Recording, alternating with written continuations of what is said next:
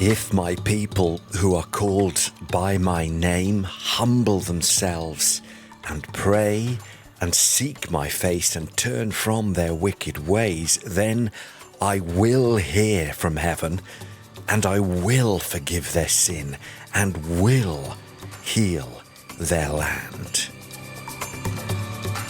Thanks for joining us on Mission 66, an adventure through God's Word, brought to you by TWR and the teaching ministry of Dr. Luis Sayao. Today, we'll learn about God's continuing provision and the discipline for the nation of Israel in the book of 2 Kings. Find your free downloadable study guide at mission66.org. John Matthews and Esther Sisula are waiting, so let's dive in. Welcome to our program where we read the Bible chapter by chapter and we discuss the parts that need clarifying. Now today we are moving further into the second book of Kings and we're looking at chapters 12 through 15. Now we're going to cover quite a lot of ground, so our teacher John Matthews will take us through with the theme, A Downward Slide. Thank you, Esther, and a very warm welcome to this latest episode of Mission 66. So good to be with you wherever you join us from today. And today we are going to be scanning through, as Esther mentioned there, 4 chapters as we come across more of the kings of old Israel and of Judah, which by this stage were 2 separate kingdoms and a long way removed from the relative peace of the days when David and his son Solomon had ruled. So these divided kingdoms of Israel and Judah, I'm afraid to say they were both on this downward slide. In chapter 12, though, we learn of a good king. His name was Joash, otherwise known as Jehoahaz. And he took over the throne of Judah at the age of just 7 years old. Imagine that. And his affairs of state, well, they were managed by adults initially, led by Jehoiada, the priest. And it said that Joash did what was right in the eyes of the Lord, except that he failed to remove all idolatry from the southern kingdom. Well, Joash requested that the people bring silver as a sacred offering for the temple of the Lord, which was then used to pay the workers tasked with maintenance and the repairs of Solomon's temple. So this project is actually the central focus of chapter 12. And when Joash is old enough to really take ownership of his position, he realizes that the priests had been taking money but hadn't done any repairs to the temple. And so he confronts them about this, and they then agree to take no more money, but they would get busy doing what they were initially supposed to do, and that is repair the house of God. And so this work begins then in earnest with the carpenters, the stonemasons, and the craftsmen working hard and dealing so honestly that no accounting was necessary. And it seems that the good-hearted labourers were more honest in their dealings regarding money than the priests were. And then moving forward, verse 17 states that Hazael, king of Aram, goes up and attacks the Philistine city of Gath, captures it, then turns his attention to Jerusalem. But Joash, king of Judah, instead of protesting, he bribes Hazael with all the sacred objects as well as the gifts he himself had dedicated and all the gold found in the treasuries of the temple of the Lord. And so Hazael withdraws from Jerusalem, but great damage had been done to his prestige. And then in Chronicles, we're going to find out that Joash ceased listening to the counsel of righteous men and begins listening to the counsel, to the wisdom of the ungodly, or so-called wisdom. So this otherwise good king who'd influenced the people to serve God was now a very different kind of king who leads his subjects astray. His own servants saw what was happening and put a stop to it themselves, because they killed Joash in the 40th year of his reign, and Joash's son Amaziah takes the throne in Judah. But what a tragic tale, another tragic tale. And at this point, we begin to notice then the emergence of international powers in the Middle East. Israel and Judah, they were losing territory, and they faced these threats from Aram, Assyria, and later Babylon. Then in chapter 13, Jehoahaz, the son of Jehu, reigns in Israel from 814 BC to 798 BC, and he does evil in those 17 years, so that God brings Hazael the Syrian against him by way of discipline. And Jehoahaz seeks God when he's in trouble, and God has mercy on him, well, some mercy on him, but his army was decimated. And then he dies, and his son Joash took over in Israel. This is a different Joash from the one who'd been king in Judah. Adding to the confusion is that they were both known by two names, Joash and Jehoash. Apologies for that. And then in Judah, this particular Joash's 40-year reign is notable, followed by Amaziah, who rules for about 30 years, then Uzziah, who is generally a good king, and finally Jotham, and that is all covered in those chapters. But there's a remarkable event that occurs in chapter 13. Here is verse 14. Listen to this. Now, when Elisha had fallen sick with the illness of which he was to die, Joash, king of Israel, went down to him and wept before him, crying, my father, the chariots of Israel and its horsemen.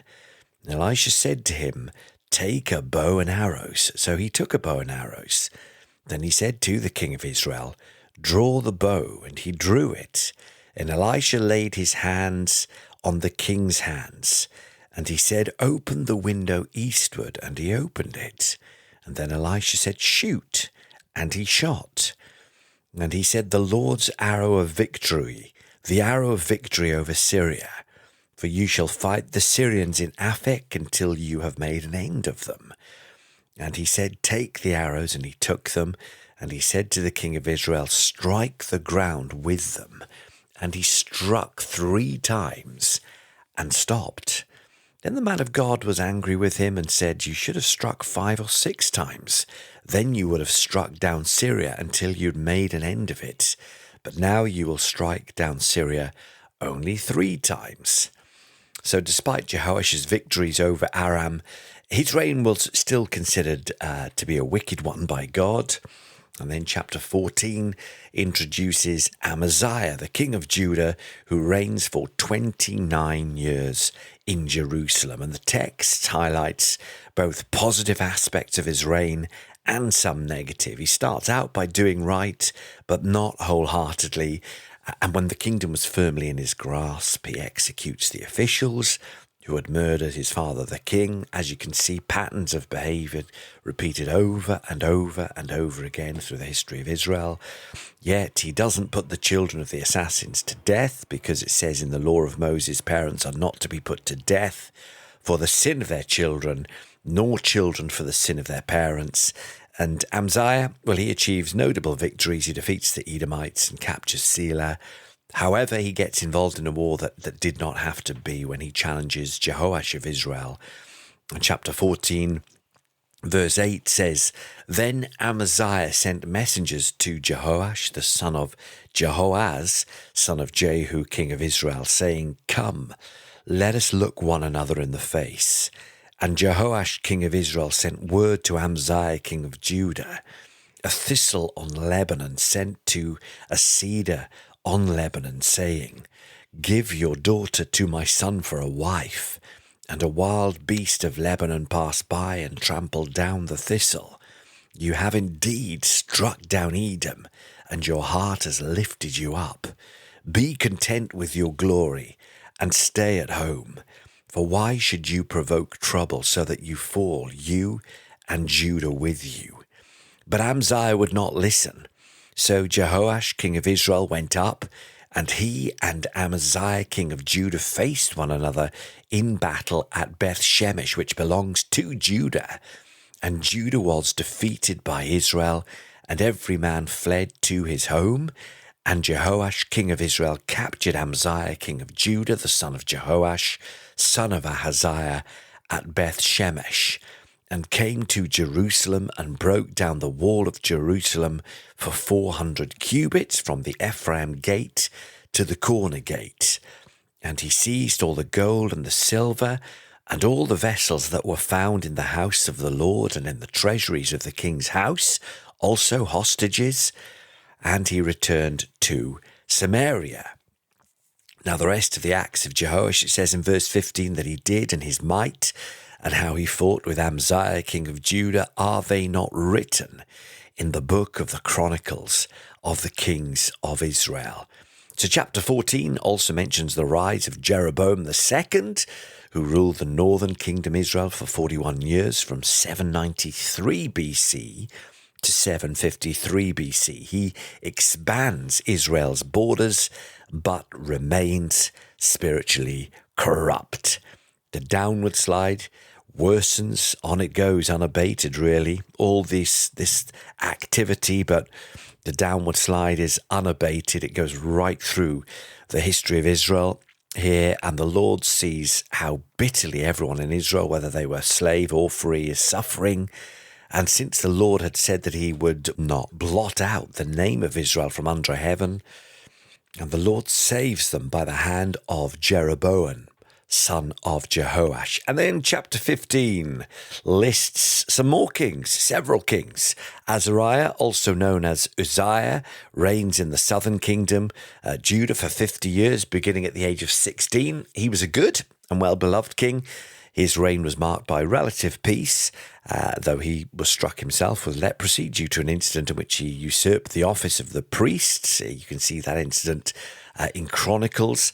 And then the northern kingdom, Israel's succession of kings become increasingly chaotic, if they weren't already chaotic, with reigns marked by assassinations, instability, much more of what we've read a lot of already.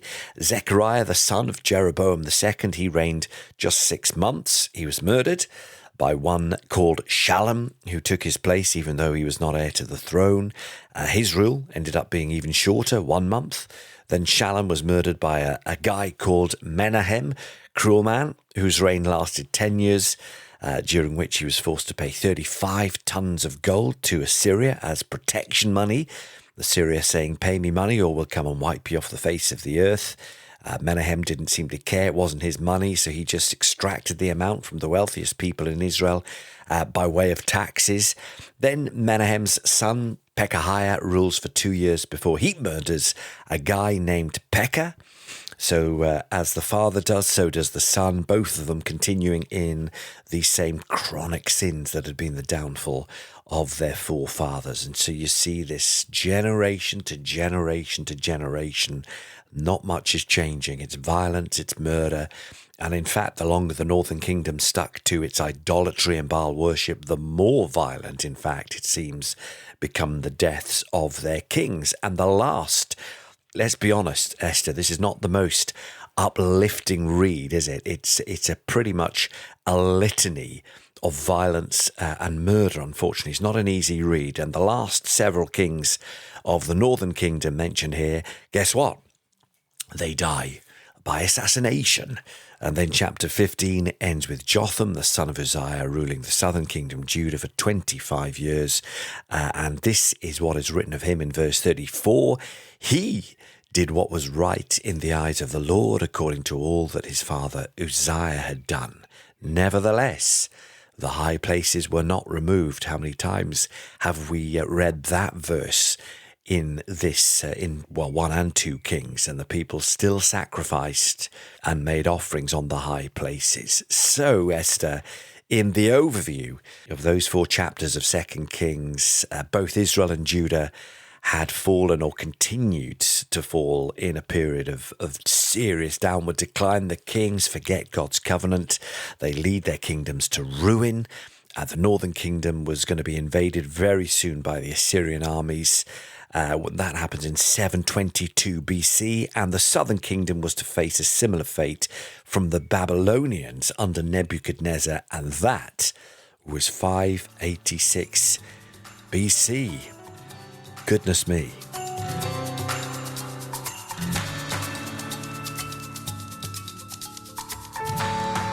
Well, dear friends, I'm Esther, your host, here on Mission 66 with our teacher, John Matthews. And of course, we are looking into 2 Kings, looking at chapters 12 through to 15. And John, this is incredible because it really seems that Israel, as they got further and further away from worshiping God, they really fell deeper and deeper into trouble, didn't they? And I think that this really paints a picture of the endless depths of sin and its consequences. So just considering all of that, is there a message for us in our 21st century? What can we learn from the Israelites? Yeah, it's a good question. And actually, as I'm reading through that, Esther, I'm thinking, there are similar parallels to our world today. There really are. Echoes of 2 Kings are very clearly apparent in many nations on our planet right now. Modern idols, that line about maybe a king does well, but they did not remove the high places, the altars, the idols. And modern idols, all the things that take the place of God, well, they're a little different to the Baal worshippers, but they're things like wealth, fame, technology, power, nationalism. And so we have this moral relativism, idolatry, this crisis of leadership, people trying to rule by their own flawed wisdom rather than God's. There's a disregard, isn't there, in our world today for truth. So then, with a disregard for truth, or calls for humility, repentance, and integrity, well, they're downgraded or even ignored in favor of rhetoric that enables people to behave in whatever way they want. And that echoes very closely with what we've just seen in those chapters. And so today we may hear it described this way. Well, it's my truth. It's my truth. Meanwhile, there's this increasing social division, and the vulnerable are more easily forgotten or exploited. And so there's a spiritual apathy and coldness. When the truth is downgraded, we're in really dangerous territory. But God never gives up, Esther. And even here in the midst of what is, let's be honest, a tough read, he is and has set the stage for redemption, not through the monarchy of Israel and Judah. No. That was flawed, fallen, and destined to come to a disastrous end. No doubt about that. Not through that. But through Jesus, the only true king. And in 2 Chronicles chapter 7, in the midst of this kind of situation that we've just read about here, what does God say? This is what God says in the midst of this. He says, look, if my people who are called by my name humble themselves, there's that key word, humble. That's where I think we struggle today. We don't know how to humble ourselves. But he says, if my people who are called by my name humble themselves and pray and seek my face and turn from their wicked ways, then here's a promise. In fact, there's 3 promises. I will hear from heaven. I will forgive their sin, and I will heal their land. We can carry the candle of life contained in the Bible and in his Holy Spirit that lives within us. And as we do, maybe some will see the light and come towards it. All right, John. Well, when considering the text, and especially when it came, in fact, to the end of a king's reign, it says the rest of his acts are written in a book called the Chronicles of the Kings of Israel. All right, so do we still have access to that book? Is it available to us? Where is it?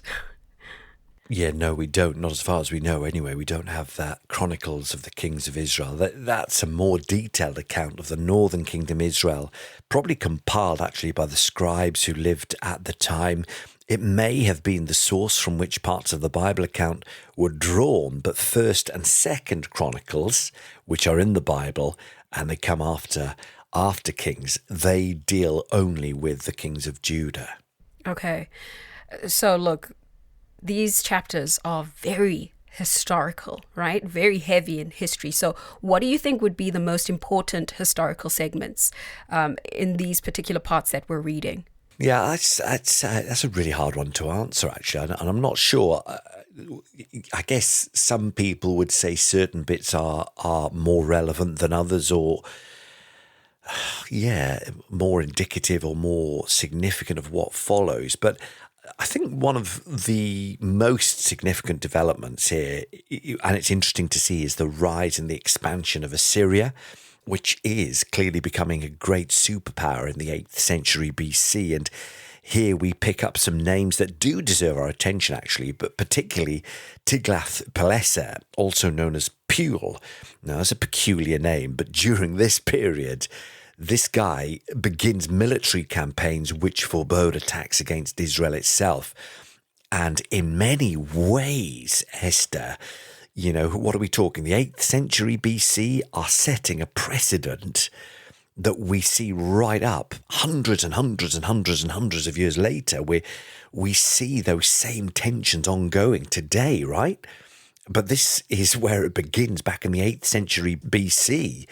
And let's take it back to that time, because further troubles are going to arise with kings like Esarhaddon, Sargon II, and Sennacherib. And so Assyria is going to become this great tormentor. And so what you've got is this international stage shifting dramatically, actually. Israel and Judah, well, they are in decline and are ultimately it's going to end up with them being taken into exile. Well, it definitely feels familiar to what we experience in the days that we live in. But something that I picked up as we were reading through these chapters, and I'm pretty sure you have as well, John, is that this name, Jeroboam, keeps coming up over and over again. So why is Jeroboam mentioned so often in the Bible? Yeah, it does keep popping up, doesn't it? It's because Jeroboam the first, the son of Nebat, he was the originator of the northern kingdom. You might remember he fled from Solomon and took the throne of the northern kingdom during its rupture from Solomon's son, Rehoboam. He was the one who initiated golden calf worship, and all the kings after him were into that as well, to one degree or another. And so Jeroboam the first becomes... he becomes a symbol of evil, actually. If the king behaved in an evil way, he was said to have followed in the footsteps of Jeroboam. It was like a saying. He's following in the footsteps of Jeroboam. And then there was another Jeroboam, Jeroboam II, who reigned in Israel for 41 years, from 793 to 753 BC. And I'm afraid he wasn't much better than his namesake in terms of the way he ruled. That's honestly quite unfortunate to hear. I'm looking forward to the times where we get to the kings who did right in the sight of the Lord, but I suppose we'll get to those. You alluded to them, but let's shift to Elisha for a moment, because you've mentioned several times, and in fact we've seen it in the chapters, that he performed these great miracles. But we do see in chapter 13, verse 14, that he died of illness, like many of the other prophets do, or many people do. And I suppose, as we read into the story, you think to yourself, well, look, if I had that kind of power, I would most certainly pray over myself and hopefully be healed. So my question is, why was this not the case for Elisha? Why did he not heal himself? Yeah, well, one point to make on the kings is that pretty much those who wanted to follow the way of the Lord were pretty much done and dusted. There were one or two, we mentioned Joash, but the die is almost cast for both Israel and Judah by this stage. But in answer to that question, Esther, death is a result of the curse that Adam and Eve entered or got us involved in. They were meant to live forever in perfection in that garden or in that world that God had created, but sin enters the picture, the scene at that time. And ever since, everybody comes to the end of their life on earth, because as sin enters the picture, so does death. But the good news is that those who believe God have the certain hope of resurrection with a completely new body that will never wear out. And when you think about it, death is an incredible blessing for believers in Jesus, because we get to experience through that permanent healing and eternal life. But far greater than even that is the fact that we see Jesus and we spend forevermore with the one, the only one, who makes us whole and complete, who loves us. And that's another thing here. God sent, didn't he, the cherub to guard that tree of life once sin had entered the world, lest anyone should accidentally eat that fruit and then end up living forever in a fallen, sin-cursed body. What a disaster that would have been. Thank God for that. I'm just thinking how, although Elisha was powerful, he was a servant of God. His illness really does remind us that no matter how spiritual someone is, they are still human. And I think this is important to note, John, because lots of people get lured into Christianity under the pretenses of health, wealth, and prosperity. But of course, there is a truth in the Bible that we share here on Mission 66. Yeah, and this life is fleeting. This life is like a drop in the ocean, and it's an important drop because it prepares us for what comes next, and what comes next is eternal. And so, in response to the question, having the gift of healing doesn't make someone divine. Healings are at best temporary. Even those whom Jesus raised from the dead, well, they died sometime later, So healing is a gift for now, but it is a temporary gift. Well, I really enjoyed that discussion, John. Thank you so much for your insights. And let's get right into the summary for today's episode. Yeah, well, today we were in the second book of Kings, looking at chapters 12 through 15, and our theme was a downward slide. It means the spiritual and political decline of Israel and Judah during the divided kingdom era. Judah briefly experienced a little hope under King Joash. He becomes king, aged 7, with a little guidance from Jehoiada the priest. But he repairs Solomon's temple, initially follows God's ways, but fails to remove all the idolatry, and later he abandons godly counsel altogether, leading the kingdom astray. His reign then ends in betrayal, assassination. He's succeeded by Amaziah, Uzziah, Jotham. These kings, again, they had occasional moments of virtue, but they allow idolatry to persist, so their foundations are flawed, and that all contributes to Judah's eventual downfall in Israel. Meanwhile, the idolatry of Jeroboam I sets this precedent for sin that plagues all subsequent kings. Jehoahaz, Joash, they seek God's mercy during crises, but they continue the wicked or the evil practices. Jeroboam II expands Israel's territory, but perpetuates the spiritual corruption. And Israel's leadership grows increasingly unstable, marked by assassinations, brief reigns, such as Zechariah's 6-month rule and Shallum's 1-month rule. And the northern kingdom is facing these external threats, particularly from the rising Assyrian Empire. Chapter 13 highlights the death then of Elisha, who performed great miracles, but he too succumbs to illness, illustrating that human mortality is very real, despite whatever spiritual gifts may be gifted for the period of a lifetime. His final act symbolizes victories for Israel over Aram, but those victories were to be limited. And the overarching lesson or theme, I think, is that nations and individuals blessed with spiritual truth are held all the more accountable for their actions. Israel and Judah's rejection of God's covenant leads to a downward slide and exile. The exile would come for Israel through the Assyrians invading in 722 BC, and for Judah it was going to be 586 BC by Babylon. And the decline reminds us that obedience to God, well, it brings blessing, but rejecting his light results in consequences and judgment. But still, the hope of restoration remains for those who trust and hold to God's promises.